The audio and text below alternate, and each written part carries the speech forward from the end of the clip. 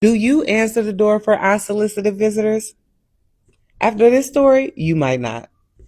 This story comes from a viewer named Brenda, and she swears this is the last home health care case she had ever took. She says she was caring for a 97-year-old woman. We're just going to call her Betty, and Betty had dementia and a bit of a habit of wandering off. So the family hired overnight caregivers to make sure she stayed safe. Well, one night, Chicago was getting hammered by a snowstorm. The roads were getting worse by the hour, and Brenda had already talked to the family and the agency about possibly staying over an extra day if travel became too dangerous. Everyone agreed on the plan, and when she arrived for her shift, the snow was falling so hard that she could barely even see the next door neighbor's house. The granddaughter gave her a quick report. She grabbed a coat and she headed for the door, and right before she left, she turned around and said something strange. If someone knocks on the door tonight, don't answer. Brenda laughed, like, are you worried about your grandmother wandering off? Kind of joking. And the granddaughter didn't smile back. She just said, don't answer it.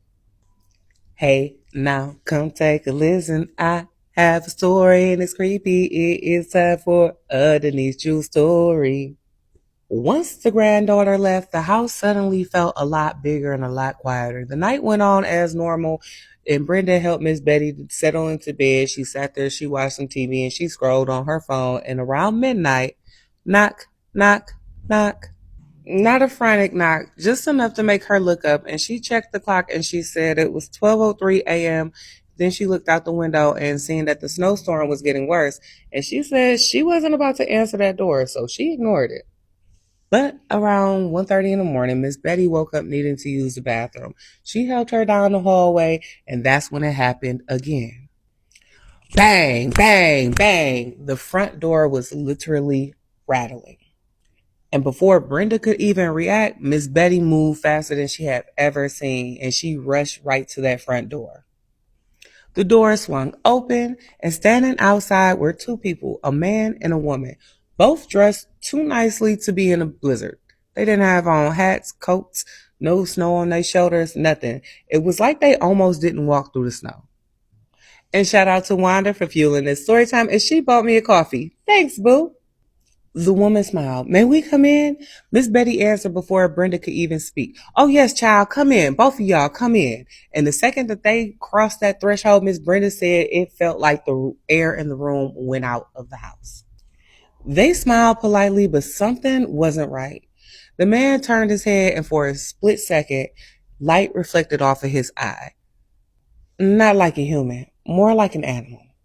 Brenda said her stomach dropped right there in that moment, and she was trying to convince herself that she was imagining things, but then she glanced at the mirror in the hallway.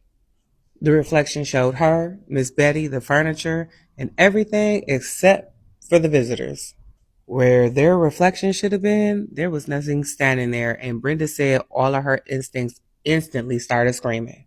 She said she slipped away. She quietly called Miss Betty's daughter, and then she called EMS. She told them she was having chest pain. The moment that EMS arrived, she walked out of that front door and she never looked back. She resigned the next morning. But this is the part that bothers her the most. Every once in a while, she goes back to that neighborhood because she has friends that stay over there. And if it's after dark, sometimes she'll see Miss Betty still standing in the door. So let me ask you, if someone knocked on your door during a blizzard one night, would you answer it? Let me know what you think down in the comments. And as always, have your best spooky day. Bye.